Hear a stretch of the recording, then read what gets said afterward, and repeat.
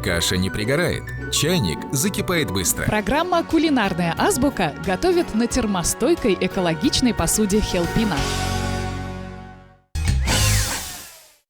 Кукмара – толстостенная посуда, отлитая вручную. Кукмара – удобная посуда, вкусная еда.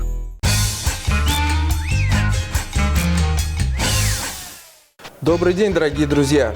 И снова с вами я, бренд-шеф-повар Дмитрий Дьяков. Сегодня мы с вами откроем кулинарную азбуку и начнем с буковки А – английская кухня. И приготовим мы сегодня с вами сочный ростбиф из говяжьей вырезки с овощным сате и соусом бордо. Для начала сделаем сам ростбиф. Возьмем говяжью вырезку, мы ее посолим, конечно же перчим. И самый главный критерий отбора мяса – мясо должно быть светлое. Ни в коем случае оно не должно быть бордового, кровянистого цвета. Включаем плиту.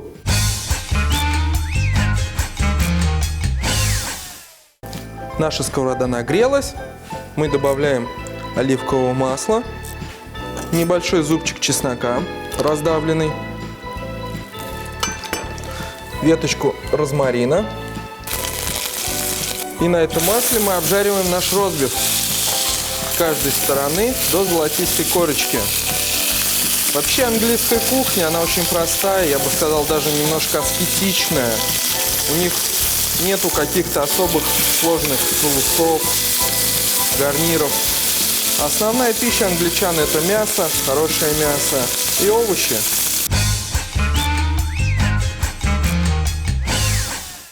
Чтобы ростбиф получился ароматным и не пригорел, необходимо не только умение повара, но и хорошая качественная сковорода. Вообще, чем тяжелее сковородка, тем она надежнее. Дно сковородки должно быть достаточно толстым, тогда оно не будет деформироваться от перегрева. Немаловажно и покрытие сковороды.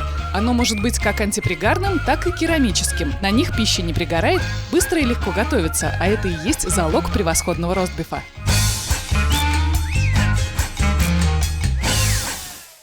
Итак, наш ростбиф обжарился со всех сторон. Мы перекладываем его в термостойкую прозрачную посуду. Немножечко поливаем красным вином, немножечко розмарина еще. И ставим запекать в духовку на 15 минут при температуре 180 градусов. Ну а пока наш ростбиф запекается, мы с вами сделаем овощное сате. Для этого нам понадобится помидор. Помидор мы сделаем с вами конкассе, то есть без кожуры и без семян. Для этого мы делаем небольшой крестообразный надрез и опускаем в горячую воду на 30 секунд. После того, как мы его ошпарили, кожица снимается очень легко. Разрезаем пополам и удаляем все семена. Мы очистили наш помидор от семян и кожуры. Временно отложим его в сторонку. Займемся другими овощами. Возьмем цукини, отрежем несколько ломтиков, нарежем в произвольной форме, так как вам нравится. Я очень люблю брусочки, оливкового масла.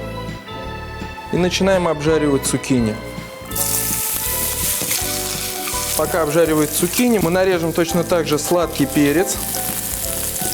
Сате делается, в принципе, из любых овощей, которые вы любите или которые у вас есть в наличии. По сути, сате переводится как просто обжаренные овощи или немножечко тушеные овощи. Добавим немножечко репчатого лука. Итак, овощи у нас обжариваются. Добавляем помидор, перемешиваем. Лично я люблю добавлять вино. Я добавлю немножечко красного вина. В конце я добавляю мелко нарубленный чеснок. Конечно же, немножечко соли, перца. все, наши овощи готовы. Мы ждем наш ростбиф. Наш ростбиф готов, и ему надо обязательно полежать и немножечко дойти. Поэтому мы его перекладываем в другую посуду и оставляем на 10-15 минут. Ну а мы тем временем сделаем соус. Мы добавляем красное вино на сковородку. Обязательно выпариваем алкоголь из него. Как только огонь погас, значит алкоголь выпарился из вина, мы добавляем 1 чайную ложку зерновой горчицы, 1 чайную ложку меда. Тщательно перемешиваем этот соус. Вообще этот соус подходит к любым мясным блюдам, чудесно подойдет к ягненку. В конце мы добавляем сок, оставшийся после ростбифа, чтобы он придал нашему соусу мясной вкус. Немножечко соли, перца для аромата и мучную пассеровку. Я использую готовую мучную пассеровку. Дома можно использовать простую обжаренную муку до золотистого цвета. Итак, наш соус готов. Мы начинаем отдавать наше блюдо. Ну что, дорогие друзья, сегодня мы приготовили блюдо английской кухни сочный ростбиф с овощным сате и соусом бордо практически в домашних условиях. Не бойтесь готовить дома, экспериментировать и создавать домашние свои кулинарные шедевры. А от себя хотел бы поздравить с Новым годом. Пока-пока!